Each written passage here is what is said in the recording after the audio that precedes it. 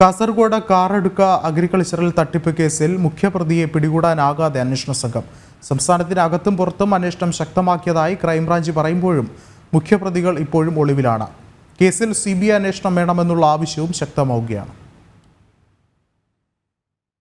കോടികളുടെ സ്വർണ്ണപ്പണയ തട്ടിപ്പ് കേസിൽ മുഖ്യപ്രതിയെ അടക്കം ഇതുവരെയും പിടികൂടാൻ ക്രൈംബ്രാഞ്ചിന് കഴിയാത്തതിൽ വലിയ വിമർശനമാണ് ഉയരുന്നത്.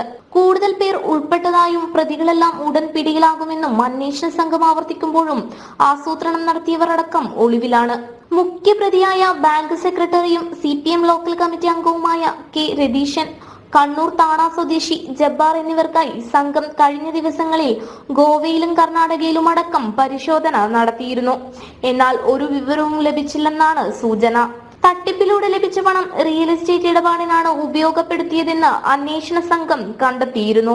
വയനാട് പയ്യന്നൂർ സ്വദേശികളും തട്ടിപ്പിൽ ഉൾപ്പെട്ടിട്ടുണ്ടെന്നും കണ്ടെത്തിയിട്ടുണ്ട്.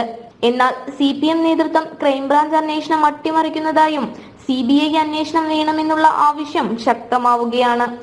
ജനം, കാസർഗോഡ്.